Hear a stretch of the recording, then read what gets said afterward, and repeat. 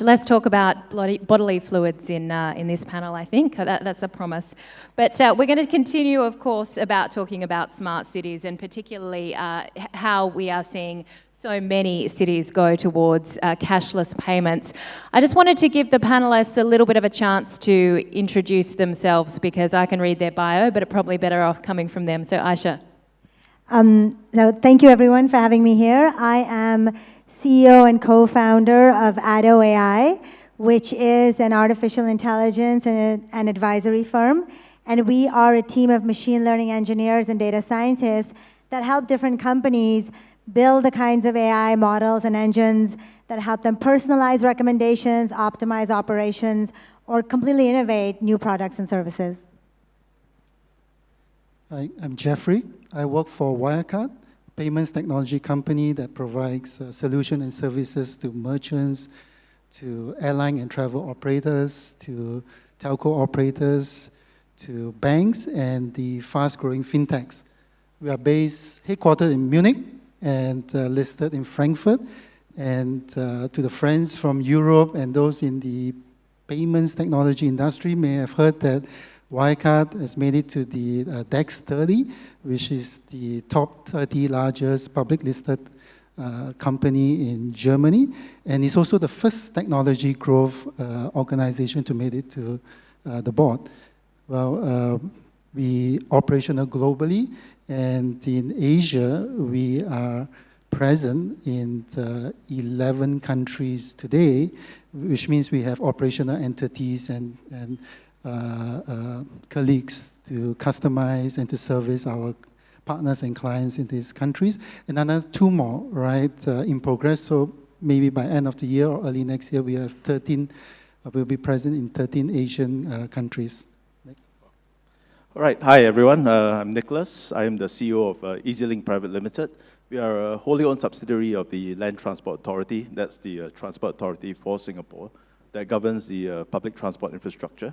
We were set up in 2002. Our core business is the issuance of prepaid travel cards. And since then, we have actually expanded quite extensively into using the card for acceptance at merchants, for tolls, as well as car parking. We have regional collaborations with our counterparts in Hong Kong, China, as well as Malaysia, to look at how we can make traveling between countries more easy for commuters and for tourists alike on public transport. Thank you. Great. I wanted to start with a visa study that was pointed out to me. It published showing that 9 in 10 Singaporeans prefer cashless payments. That represents the highest preference for e-payments in Southeast Asia. Around 52% of consumers felt safer using payments rather than cash, which I find interesting because I always get a little bit nervous when they say, oh, it's stalling, you know, and you have to try again, and I think, am I paying twice for this? And also that most consumers in Singapore refuse to bring cash now for payments. In fact, 60% of all transactions are done electronically. Still, that means 40% are done with cash.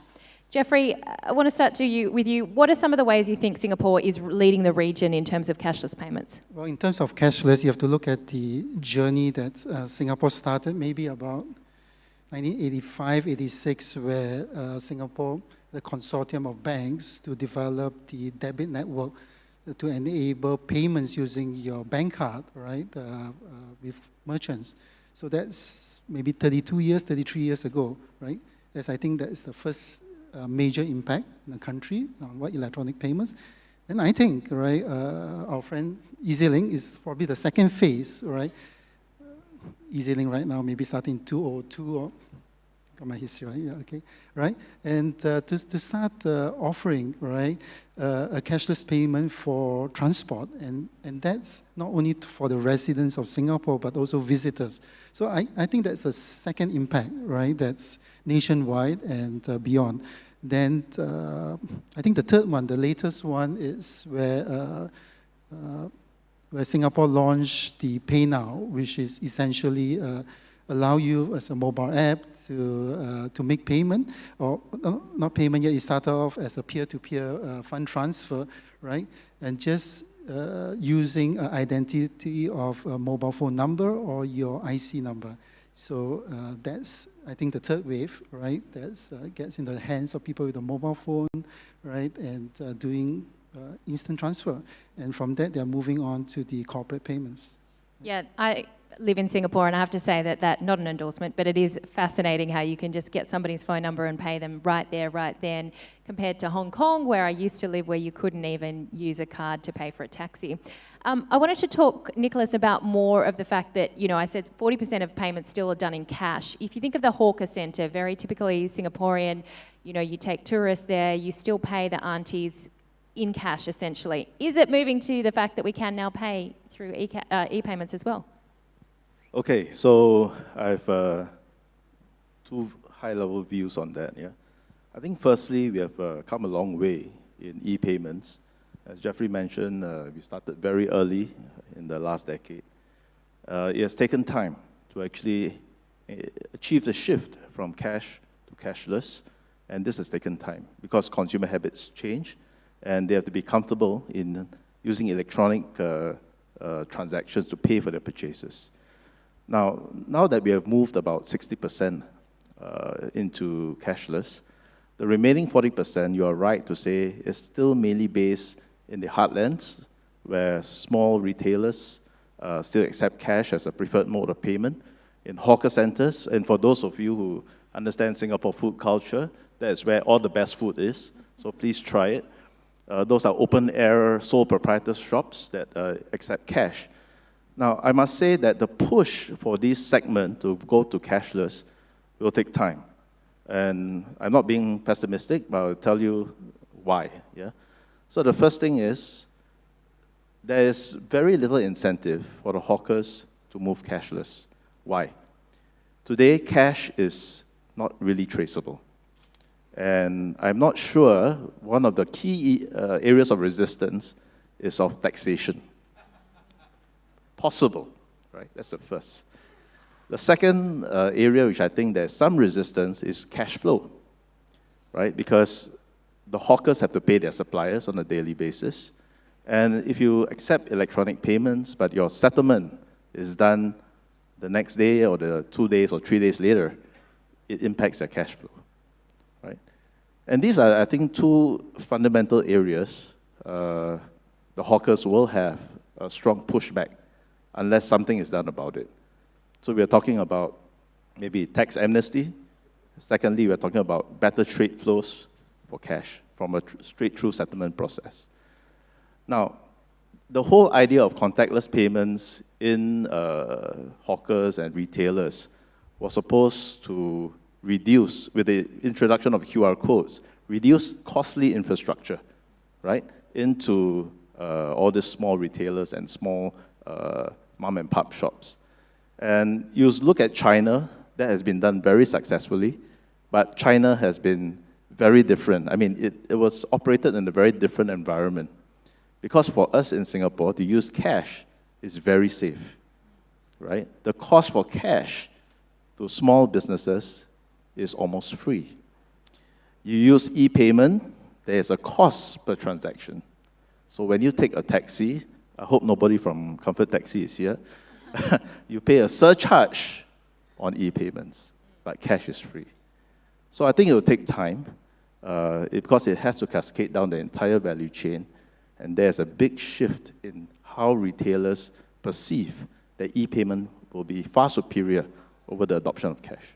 To that point, though, because most people here use Grab, they're now saying if you use Grab Pay, you get a discount as opposed to using your other credit card. So there are incentives coming in place. Ayesha, I wanted to get your thoughts on AI and data and how this is working in the cashless society. Well, what we really see is that the suppliers eventually, the retailers, the transport providers, all have to bend to the will, the demands of the public. And if you create a product that gives people the right opportunity for a micropayment at the right time in the customer journey, by understanding their preferences and what they need, then they will demand more and more of it. So for instance, for any kind of bank or any kind of transportation company that are working with our insurance companies, they're able to personalize the risk or the preferences for that customer by looking at all the data that's available and give them the option for payment at that point. In Singapore, we worked with SMRT to create an integrated mobility app where you could book any transport, whether it was e-scooter or whether it was buses or different kinds of taxis on one app. And that meant that all the partners of that had to provide that cashless option for it.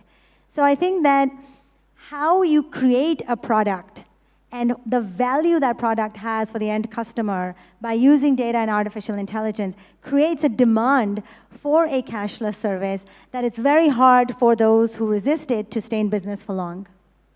Well, we spoke about some of the challenges you were talking as well with some of the smaller businesses, but Jeffrey, I want to get your thoughts as well about the differentials, I guess, between, say, merchants, financial institutions, how they're all moving towards adopting cashless payments, and I guess what are some of the key challenges there? Well, picking up on what Nick says, that one of the challenges is actually for the businesses to actually get their money as quickly as possible, right? So maybe to illustrate one example of a partner, which is Comfort Taxi, right? Unlike in a lot of other countries where in Singapore, most of the taxis will gladly accept your credit card or card payment, electronic payments, right? Especially, for example, Comfort Fleet. And to overcome this, Wirecard partner with Comfort is to ensure the accuracy of data, of payments. So what we did was that in a country like Singapore, taxis usually run in 2 shifts, right? And so they have 2 different drivers. So in the earlier days, if you think of just equipping a taxi by just putting a credit card terminal, right? Not to forget payments is just not about technology in the acceptance, but the settlement part is actually extremely important.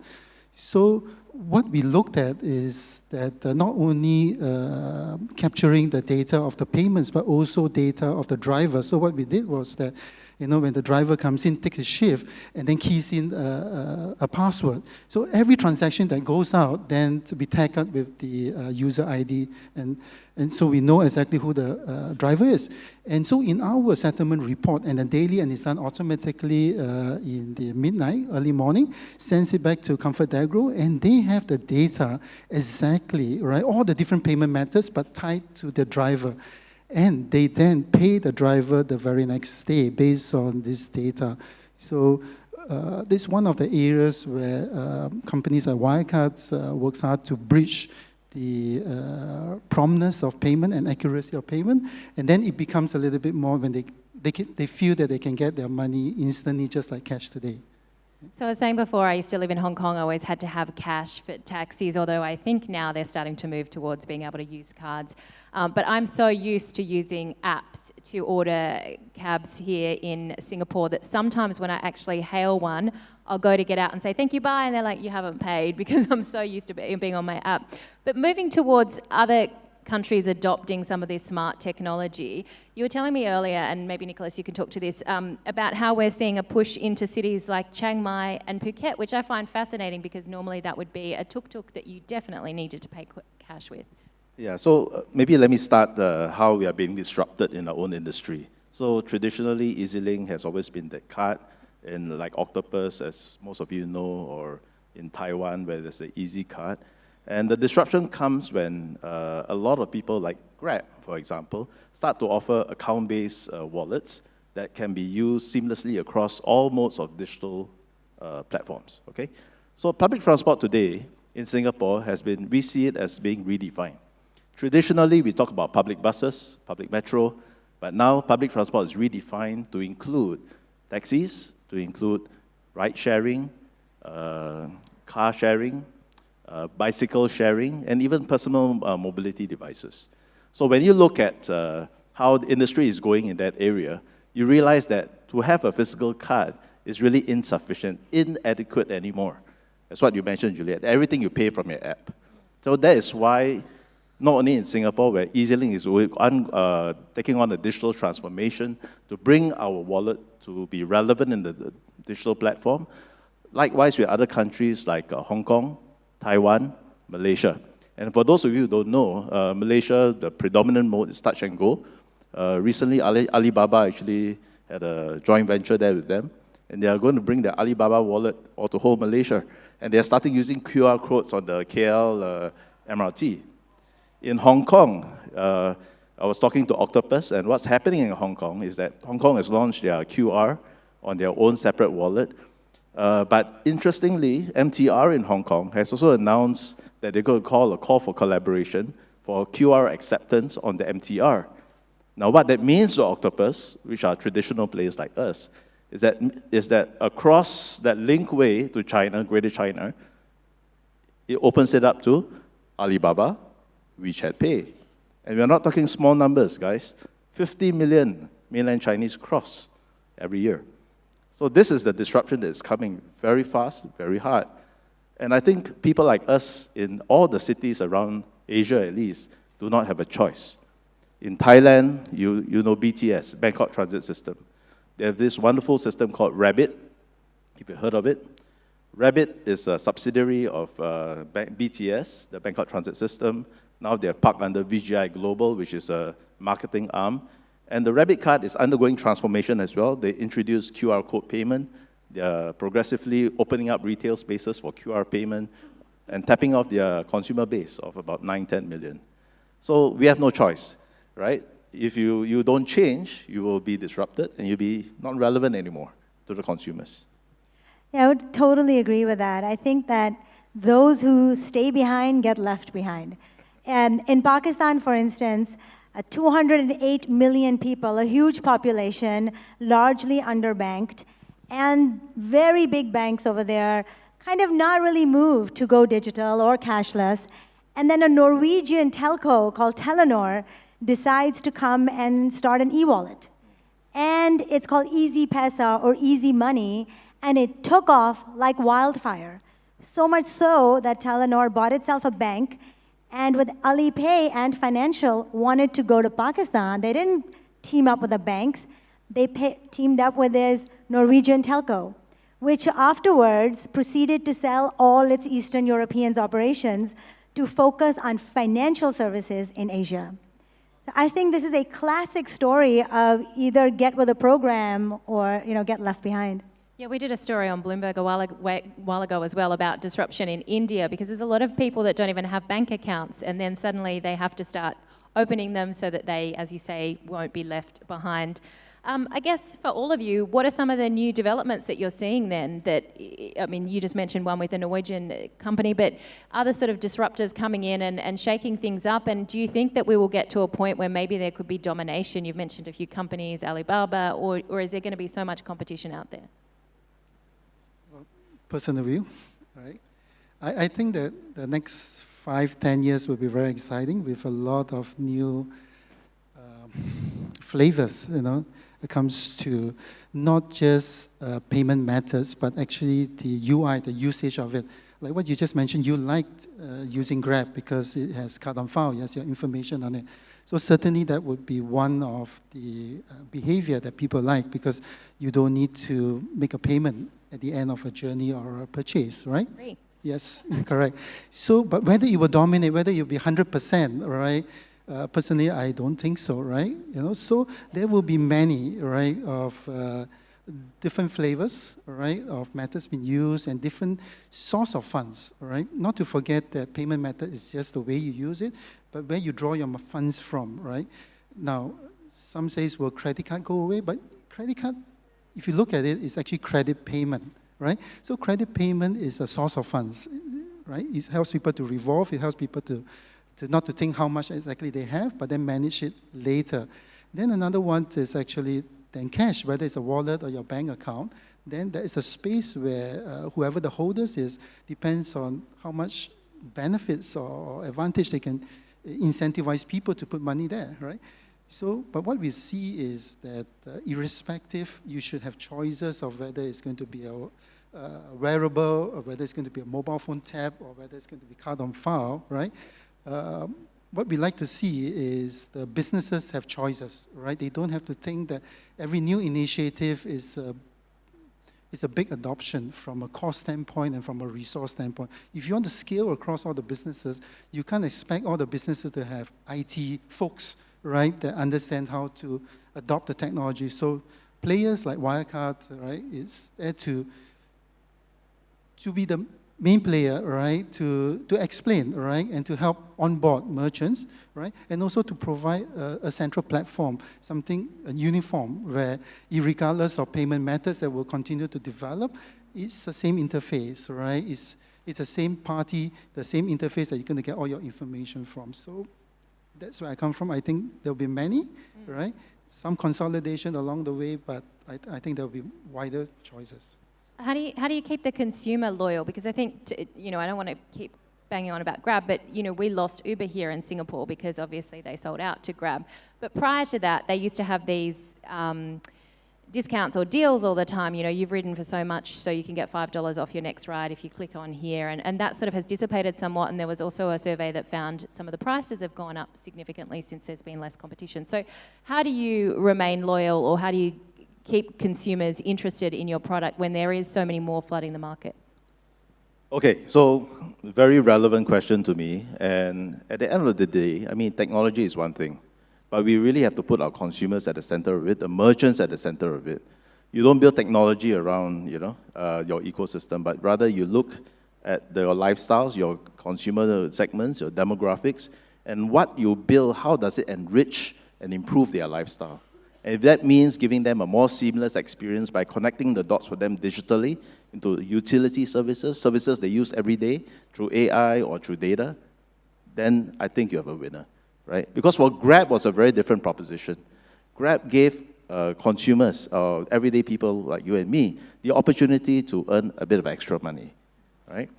And of course, with that, it also widened the whole taxi network indirectly, so that consumers have more personalized services to travel from point A to point B.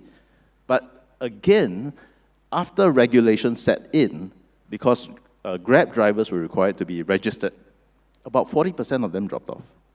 So now we're back, we moved that back a bit, and you read in the papers that actually comfort bookings or comfort rides are actually going up, and comfort is slowly expanding their fleet. So the question is it sustainable in the long term if you keep pumping promotions, discounts in?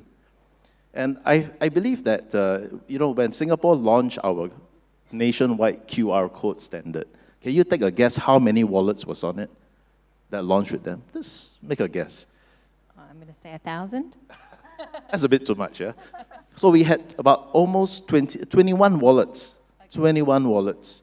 Everybody is riding on the e-payment bandwagon, hoping to raise a bit of extra cash, getting investors in, right? Now to have $1 billion investment is nothing. Grab raised $1 billion in 1 month. $2 billion in 1 month, sorry, with SoftBank and Toyota Financial. So it's nothing. SoftBank is actually raising about $100 billion. Yeah, so we are talking about that kind of money. Now, I believe at the end of the day, when Singapore introduces its new payments bill, we have e-payment security guidelines that will weed out all the smaller players. And I believe we will come to a level of stability. Yeah? So everybody wants to do a wallet, but is it sustainable? Is it viable? Does it help improve our consumers' lifestyle? That is a question that should be asked.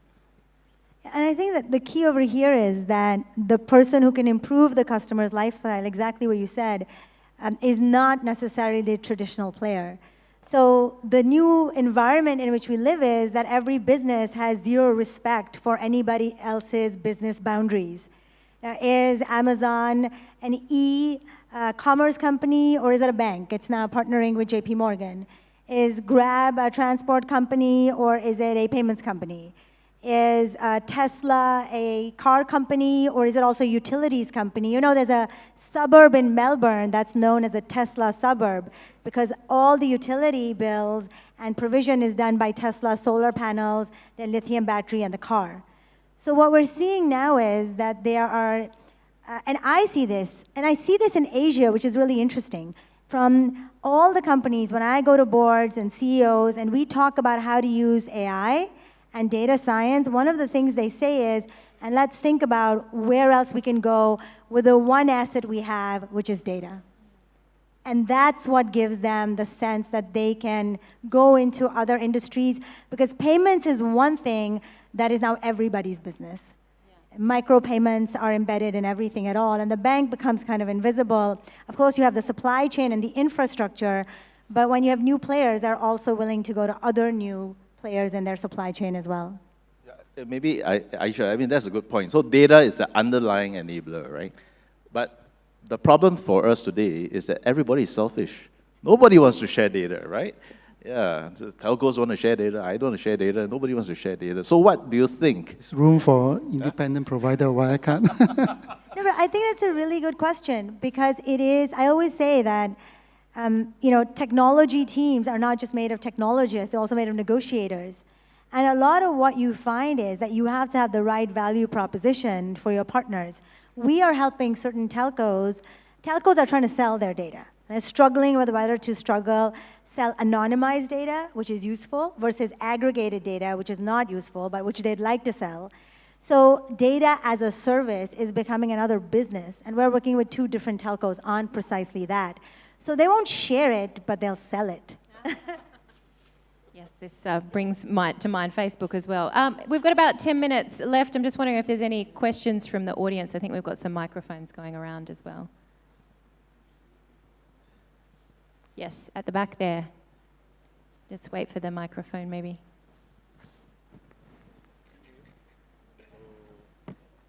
Just in the middle.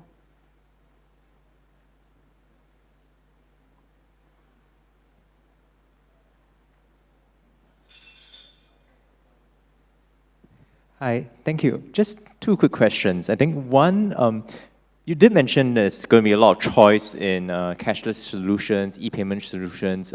Do you think in that case, how do you prevent building up of like walled gardens? So like, having interoperable solutions, making sure that consumers actually have the best experience and you don't have to download, 10, 20 apps, So I think that's one question. The second one is that the transaction cost in Singapore is actually relatively higher than many other countries. For example, in the EU, it's about 0.3 or so.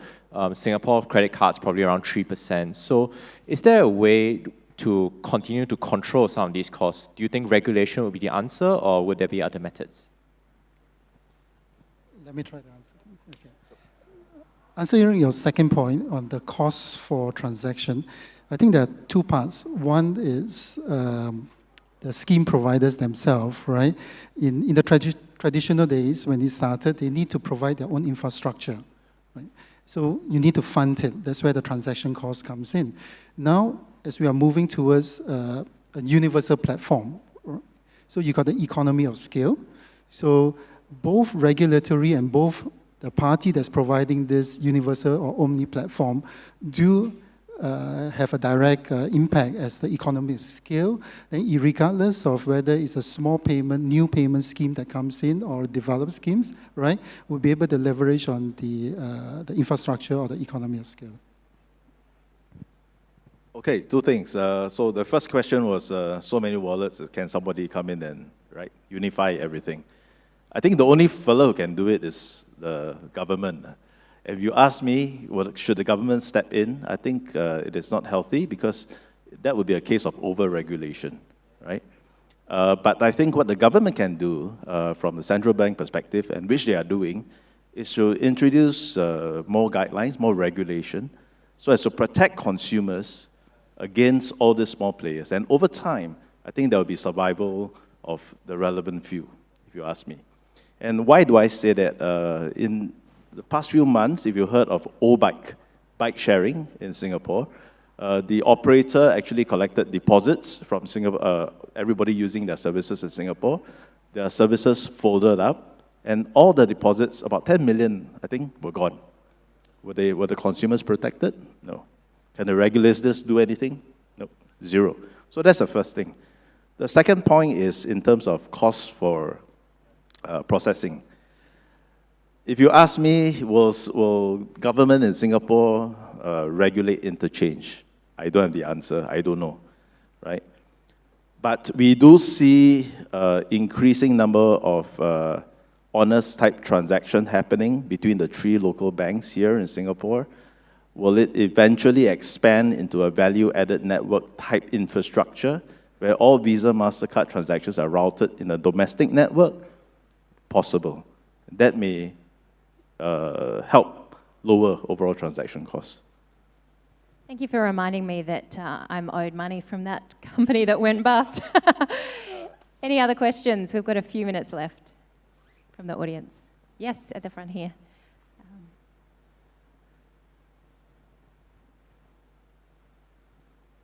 Thank you. Graham Majorhart. I used to work at a credit card company at headquarters in corporate strategy.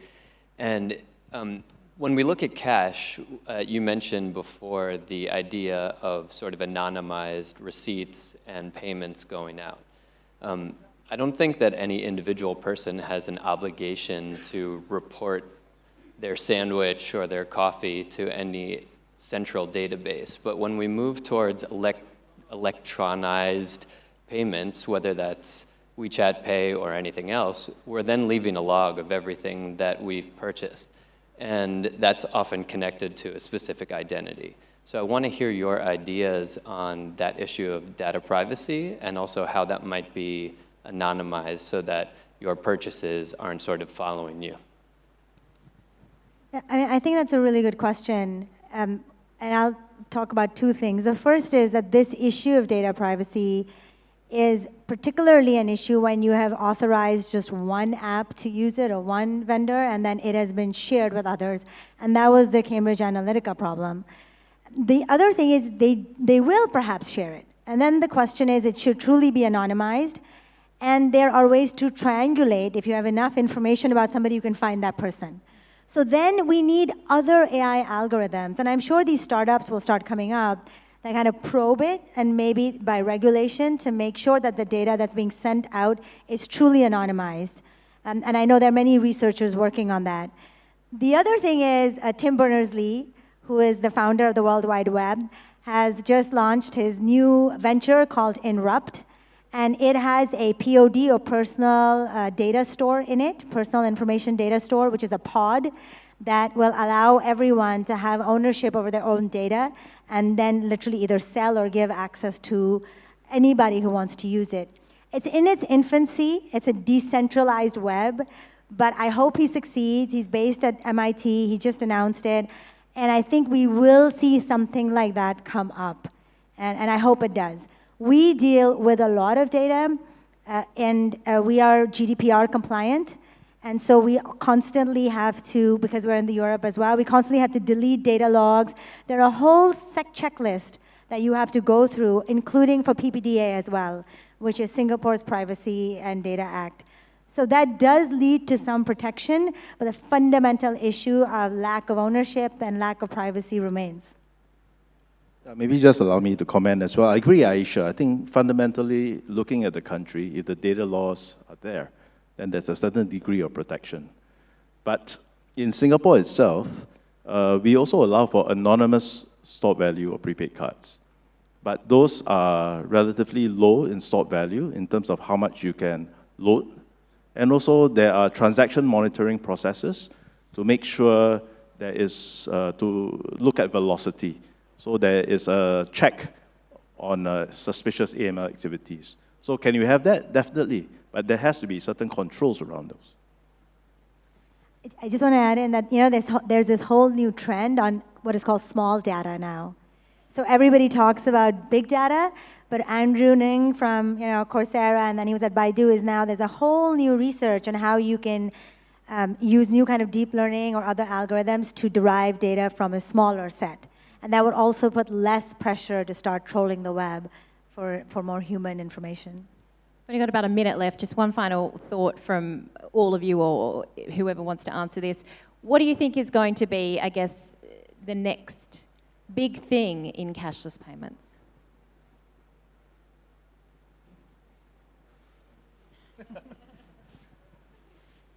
We're at where we're going to be, as you said. There's no future. Well, I mean, personally, in financial services, I'm kind of obsessed with the idea of microinsurance. So everything is per use. So we're used to paying per use or per transaction. But when we talk about cash and the exchange of cash, or the logging and accountability of cash and the measurement of risk associated with it, we're going to see a lot more of this. And some data sources are completely new. For instance, there are so many farmers in the developing countries that have no insurance because you cannot validate if there were worms on their fields or how much of their fields were destroyed by typhoons. But using satellite data, now you can very uniquely identify how much of their crop or which crop did not grow enough. And so you can dissect and cut and personalize insurance in a way that's going to stabilize their income, create big business for the insurance companies, and it's largely because of new kinds of data available from satellites. Well, building on data, so one of the things that we're analyzing data is how to help our clients, our merchants. So we have data, right? On the transactions as an asset, we have data on the different payments type, different methods. Now the key thing is to package this data back, right, to help the merchants to understand where their clients or their preference of payments, mode of payments, because it's going to come from different channels. It's not going to just come from over the counter, but also going to be online, mobile, and so forth. So having all this data, analyzing it, right, and presenting it back. Next, I think, is also touching a bit on the financing part, right? The data that goes through on their business is actually very useful data should they wish to use that, okay, as credibility for loans from the lenders, right? Okay, I'm excited about voice. Yeah, so we talk about, we tried biometric payment, facial payment, but I think that's creepy, you know? Yeah, it's like China, there are so many cameras and they can identify you, but voice is something you can control.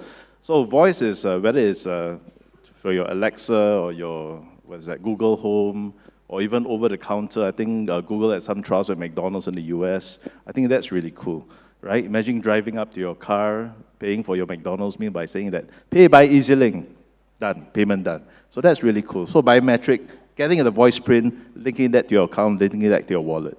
I feel like that sounds like a Black Mirror episode as well. Thank you so much to our panelists, Nicholas Lee, CEO of EasyLink, Jeffry Ho from Wirecard, and of course, Ayesha, Khanna, CEO of Addo AI.